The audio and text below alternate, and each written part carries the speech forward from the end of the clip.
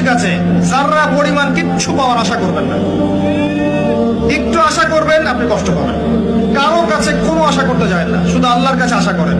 সবাই সবার স্বার্থ চেনে, সবাই সবার স্বার্থ চেনে।